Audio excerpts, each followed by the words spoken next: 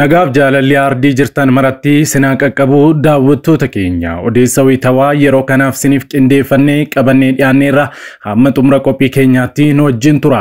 Yeroo jalqabaaf gara chaanaalii keenyaatti kan dabalamtan subscribe gochuun mallattoo beelii sana fuulduratti sinii dhufu ala tokko gadi tuquun ol kan jetturraa kaadha like share commentis godha.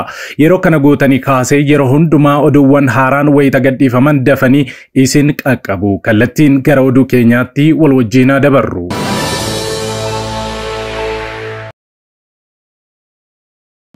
I believe in God. I believe in the Bible. I'm a Christian. I have a lot of... We need to make sure that our transgender community and our youth are all protected. We need... Namoonni baay'een inni gowwaadhaa abbaa humnaatii wallaalaadhaa xiiqii jaallataa miiraan geggeeffamaa nama lolaatii ammayyummaan hin galleef ilaalcha sanyummaa qaba jibba gurraachotaa qaba jechuudhaan waa'ee isaa dubbatu dhugumas darbee hin qabaata garuu nama dadhabbiis jabinas waan ittiin boonamu qabudhas waan karoorfatee galmaan ga'urraas nama duubatti hin deebinedha nama waaqa sodaatudha. Inni garuu sooressa addunyaa kanaati. Dabalataan ofiisaatiin ani Ameerikaa baraaruufan ergame jedhees dhaadata. Pireezidaantii Ameerikaa 45ffaa ta'uudhaan erga filatamee waggaa 4 tajaajilee booda filannoon injifatamuudhaan aangoorraa kaafame. Waggaa 4 boodammoo Ameerikaa dhumarratti deebi'ee dorgomuudhaan pireezidaantii Ameerikaa 47ffaa ta'uudhaan injifatee aangoo duraan dhabe sana deebisee of harka galfate. Namichi kun pireezidaantota Ameerikaa keessaa warra miindaan hin kaffalamneef yookaan warra tola tajaajilan tasuma miindaa isaanis warra hin fudhanne pireezidaantota Ameerikaa sadan miindaa isaanii tola ooltummaaf kennan keessaa isa tokkodha. Donald Trump. Ofii icciitii gurguddaa waa'ee Donald Trump pireezidaantii Ameerikaa 45ffaa fi 47ffaa ta'e kana maal beektu? Haala guddina isaa fi jireenya isaa akkasumas miindaan pireezidaantota Ameerikaa yookaan pireezidaantota addunyaa kana bulchaa jiranii meeqa? Icciitii gurguddaa ittiin bohaartanii fi irraa barattan qabannee dhiyaanneerra nu waliin tura.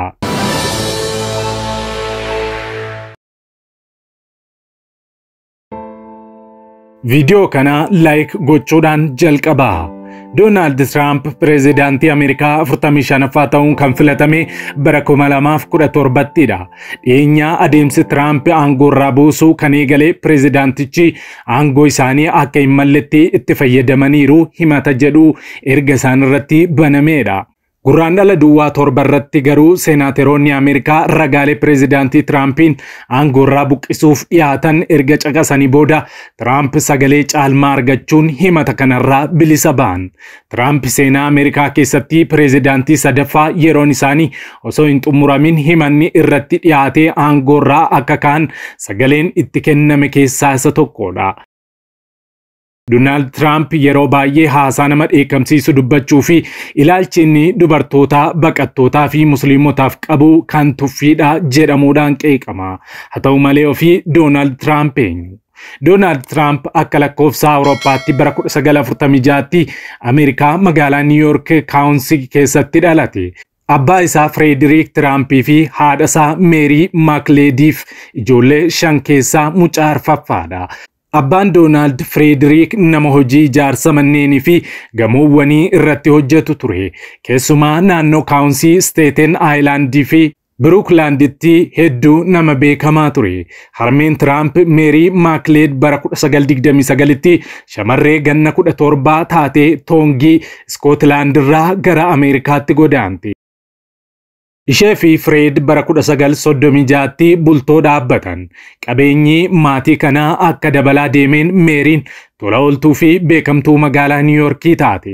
Abbaan Trump bara 1999tti harmeen isaa ammoo waggaa itti aanutti addunyaa kanarraa boqotan.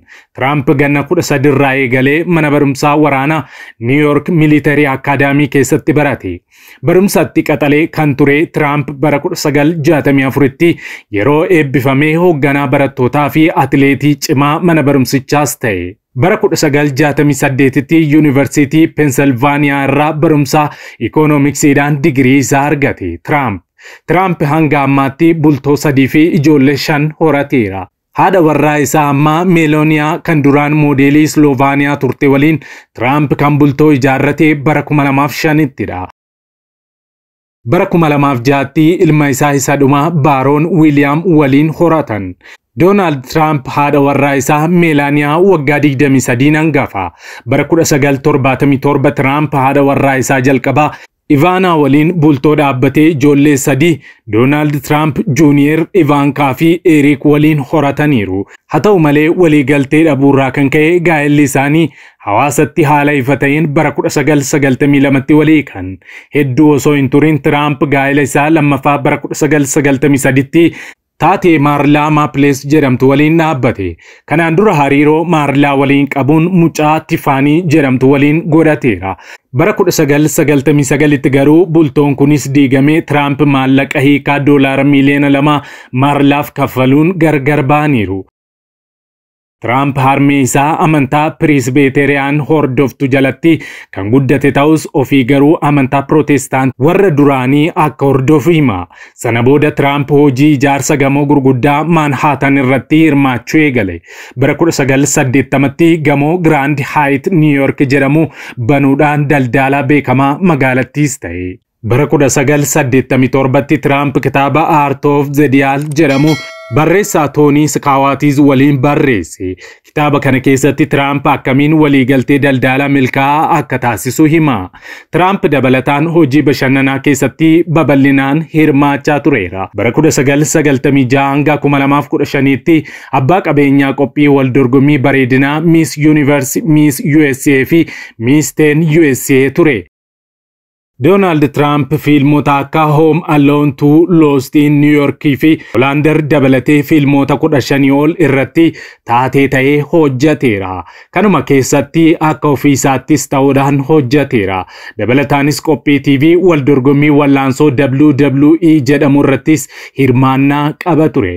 Donald Trump damee daldalaa hedduu karavaataatii hanga bishaan samsameetti gurguruu qaba ture.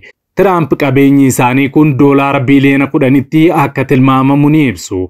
Akka barruun Forbes ibsutti garuu qabeenyi isaa $10 biliyoona 3.7dha.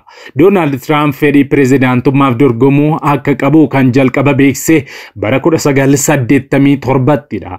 Filannoo 2000 irratti illee miseensa paartii riiformii jedhamu ta'uun dorgomee ture. Jesus is Lord. Lord, we want all faiths to be respected. All faiths. And we thank you that this is a man that does, in fact, respect all people of faith. So we ask, Lord, you would strengthen him, that you'd send your holy and warrior angels around him like we've seen evidenced already.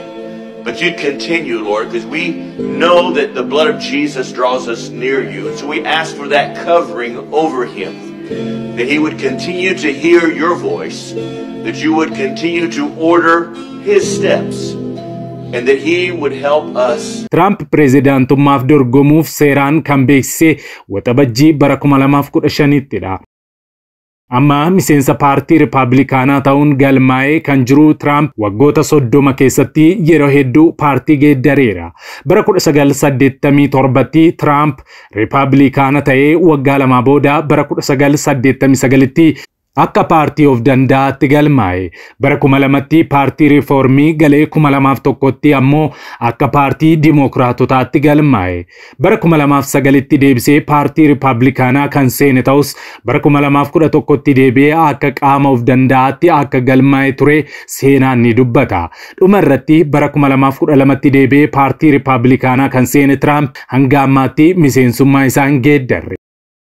Donald Trump erga White House gadhiisanii bahaniin waggaa 4 booda akka deebi'uuf lammiileen Ameerikaa miiliyoonaan lakkaa'amaniin carraa lammaffaa kennameefii jira. Duulli filannoo kun kitaabota seenaa keessaa tokko ture.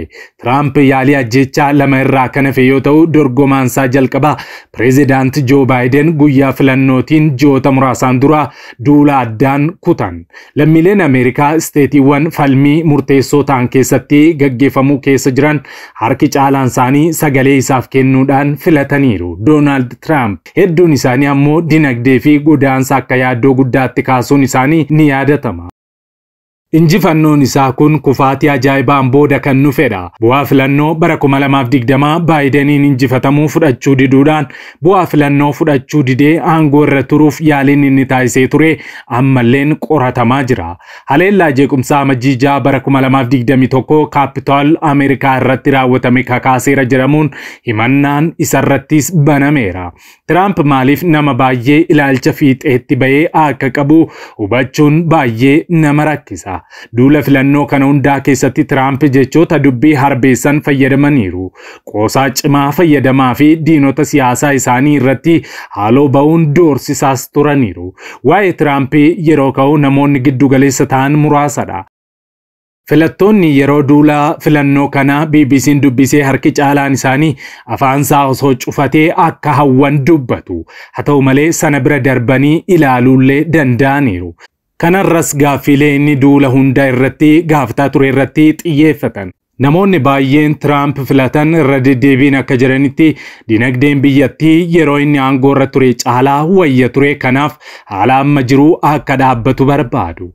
Maddi qaala'insa irra jiran sababii dhimmoota alaa kanneen akka weerara Covid'tiin ta'ulleen garuu bulchiinsa amma aangoo irraa ka'uuf jiru himatan. Akkasumas filattoonni godaansa seeraan alaa bara Baayiden keessatti sadarkaa riikardii olaanaa irra ga'es baay'ee yaaddoo qabu turan. Ameerikaan dursituu dhaadannoo Tiraamp gara biraa dhuguma filattoota biratti kan nama hawwatu fakkaatudha. Guutummaa biyyattii keessatti namoonni bitaa fi mirgaa wayita maallaqni biyya keessatti gaarii ta'a jedhanii yaadanitti Yuukireen deeggaruudhaaf doolaarri biiliyoonaan lakkaa'amu ba'uu yookumatan dhaga'ama. Dhumarratti Kaamaalaa Haaris kan waggoota 4 itti aantu pireezidaantii Baayiden ta'uun tajaajilaniif sagalee kennuu fi hin dandeenye. Kun ammoo caalaatti kanuma ta'a jedhanii sababii amananiif jijjiirama barbaadan. Filannoo kana keessatti waan nama ajaa'ibu keessaa tokko kaadhimamaa amma jijjiiramaan bakka bu'e kun waggoota 4 duraa ofii isaatiin aangoorraa kan turedha. Garuu amma yeroo sanaaf amma gidduu garaagarummaa hedduutu jira. Yeroo jalqabaaf bara 2016tti aangootti yeroo dhufetti nama siyaasaan alaa kan ture yoo ta'u, yoo xiqqaate yeroo muraasaaf gorsitoota siyaasaa duraanii fi hojjetoota kanneen kallattii itti agarsiisaniif gocha isaan danqan waliin of marsee ture. Amma garuu waan tapha seeraa taphachuuf fedhii qabuu hin fakkaatu. Gorsitoonni fi hojjetoonni wal fakkaatan kunniin hedduun isaanii sobduu faashistii fi kan hin taane jedhanii waamu. Yeroo aangoo gadhiisetti jeequmsa Kaapitool keessatti ga'ee guddaa qabuuf sanadoota nageenya biyyattii ilaallatan akkamitti akka qabatee fi kaffaltii maallaqaa taatoo fiilmii beekamtuu callisiisuuf kaffaluu waliin wal qabatee himannaa yakkaa hedduutu isa mudate. Himatawwan isatti dhiyaatan hedduu maallaqaan adabamuudhaan kaan isaanii ammoo jala hulluuquudhaan bara 2024tti filannoo pireezidaantummaa Ameerikaa pireezidaantii Ameerikaa 47ffaa ta'uudhaan injifannoo guddaa galmeessisan. Carraa Ameerikaa fi lammiilee Ameerikaa ol kaasuu ammas argatan. Gara miindaa pireezidaantota Ameerikaatti yoo deebinu pireezidaantiin Ameerikaa tokko erga bara 2001 kaasee hanga ammaatti waggaatti kaffaltii sababa garaagaraan kaffalamuuf dabalatee walumaa galatti doolaara 700,000 fi 88,000 ol argata. Ameerikaatti bara 2001 kaasee hanga ammaatti pireezidaantota biyyattiitiif daballiin miindaa raawwatamee hin beeku. Pireezidaantota Ameerikaa keessaa miindaa isaanii kana kan tola ooltummaa farjooman kan miindaa hin fudhanne jechuudha. John F. Kennedy, Herbert Hoover fi Donald Trump qofaadha. Isaan kun ofii isaaniiyyuu sooreyyii ijaa ta'aniif miindaa kaffaltii waggaatti doolaara 700,000 fi 88,000 yookaan maallaqa Itoophiyaatti miiliyoona 94 fi 560,000 hin fudhatan jechuudha. Yookaan tola ooltummaaf arjoomuu jechuudha. Utuu isin ta'ee maal gootu? Egaa Donald Trump jechuun nama akkasiidha.